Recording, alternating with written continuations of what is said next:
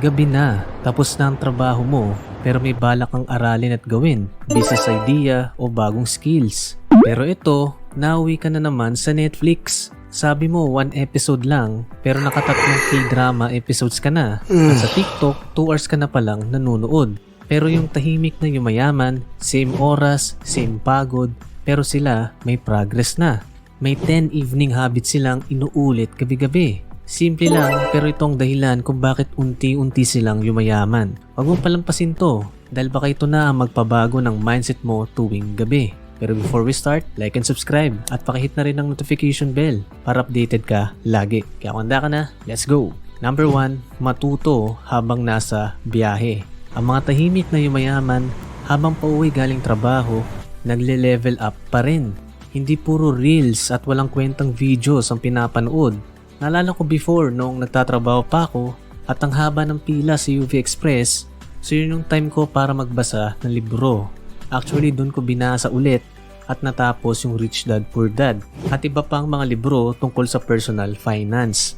Tapos habang nasa biyahe ng 2 hours or more, nagbabasa rin ako sa phone ng mga e-books or nanonood ng mga educational content.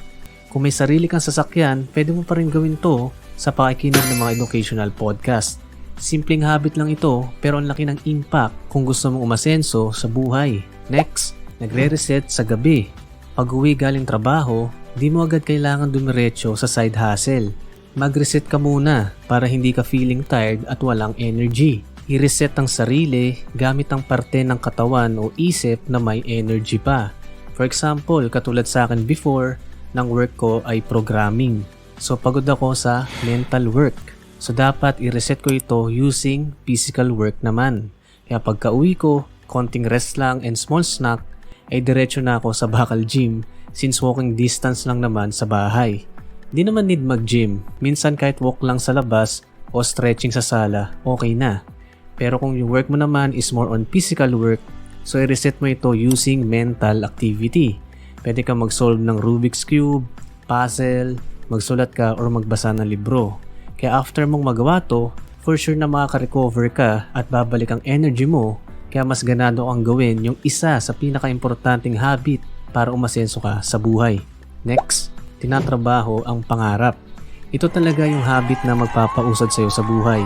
Kahit pa 1 hour lang yan, basta focus work ito para sa iyong goals, business idea, side hustle, bagong learnings or sa bagong skills na gusto mong matutunan.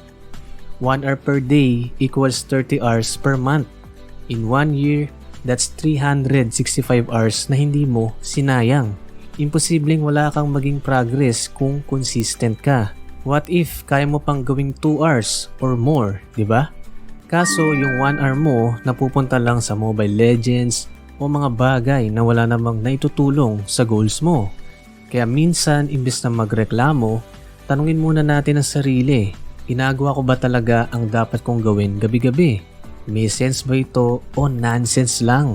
Kung seryoso ka sa pangarap mo, simulan mo sa gabi kasi dito nabubuo ang disiplina na magdadala sa'yo sa tagumpay. Next, productive layering. Itong sikreto ng mga tahimik pero tuloy-tuloy ang progress. Hindi lang basta multitasking. Strategic pairing ito ng simple task na kayang isabay para hindi masayang ang oras. For example, habang naglalakad ka pa uwi, nakikinig ng business podcast. Habang nagdi-dinner ka, nanonood ng personal finance video tulad ng pinapanood mo ngayon. Habang nakikinig ka ng music sa sala, nagsusulat ng business ideas. Ang problema, yung iba, pampahirap yung pinagsasabay. Habang nagko-commute, nag-i-scatter or online casino. Habang kumakain, naglalaro ng games. Kaya minsan kahit may effort ka, hindi ramdam ang progress kasi yung oras napupunta sa mga bagay na hindi aligned sa goals. Kung gusto mong umasenso at magkadireksyon sa buhay, itong dapat mong gawin tuwing gabi. Next, may daily at weekly top 3 tasks. Kung wala kang plano, madali kang madidistract sa bisyo at sugal. Kaya ang ginagawa ng mga simpleng mayaman, bago matulog, sinusulat na nila ang top 3 tasks for tomorrow. Pwedeng 10 ideas ang maisip mo, pero piliin mo yung 3 pinaka-importante na magpapausad sa'yo. Para sa akin ito yung dahilan kung bakit ako nagigising kahit walang alarm. Kasi alam ko na may kailangan akong gawin at ako lang ang makakagawa nito. Pwede ka rin gumawa ng weekly version tuwing Sunday. Top 3 goals for the week. Simple lang to pero sobrang effective para may direksyon ang gabi at ang buong linggo mo. Kaya kung lagi kang nauwi sa ML, Facebook, Netflix at sugal, tanungin mo ang sarili mo, alam mo ba talaga kung anong dapat mong gawin tonight?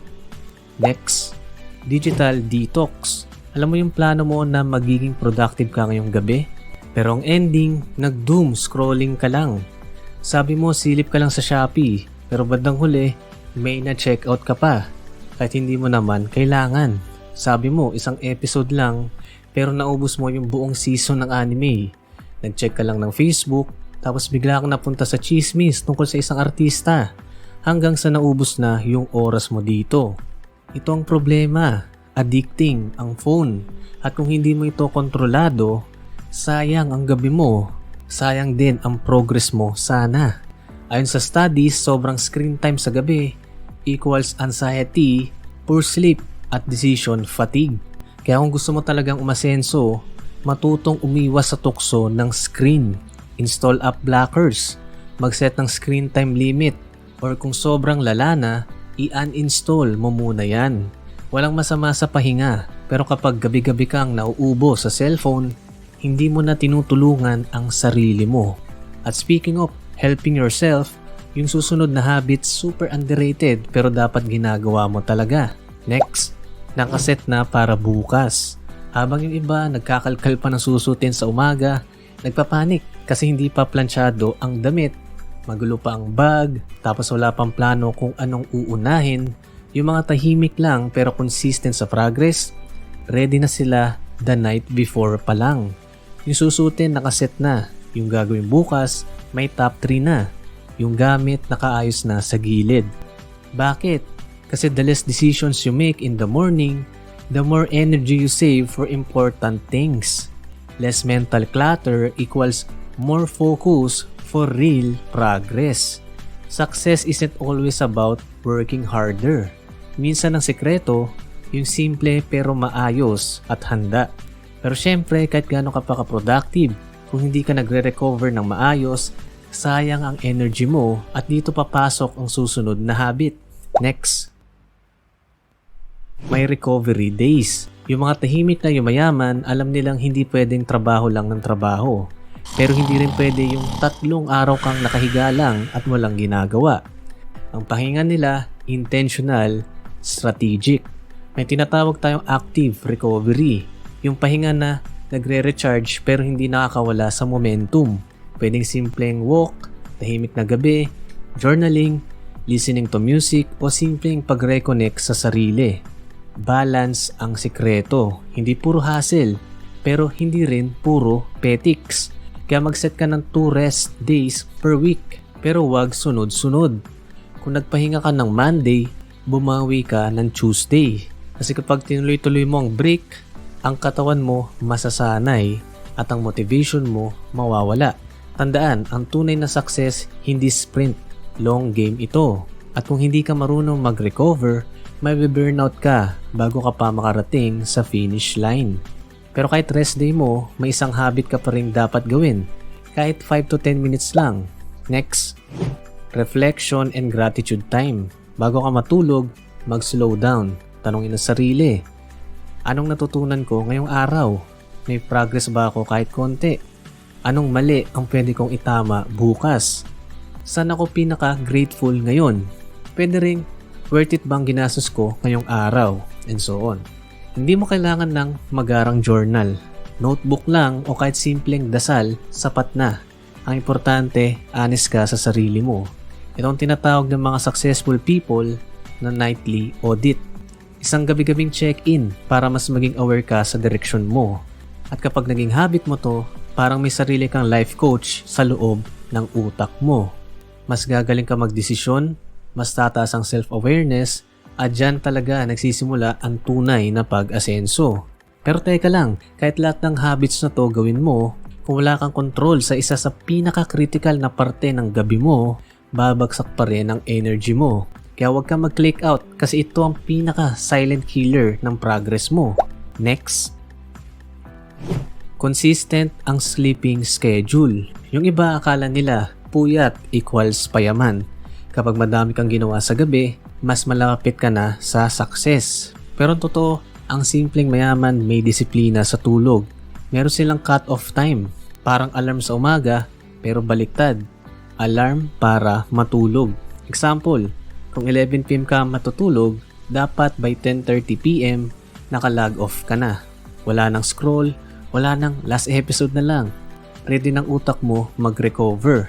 Kasi pag buong tulog mo, mas malinaw ang isip mo, mas creative ka, mas mataas ang energy kinabukasan at mas may laban ka sa goals mo sa gabi. Hindi mo kailangang puwersay ng success. Minsan, ang tunay na progreso nagsisimula sa tamang pahinga. Kaya kung seryoso kang umasenso, hindi lang diskarte at habits ang ayusin mo. Ayusin mo rin ang tulog mo. At kung gusto mo namang ayusin din ang finances mo, watch the next video on your screen. Easy money tips para mag-improve ang finances mo. Click mo na, watch now.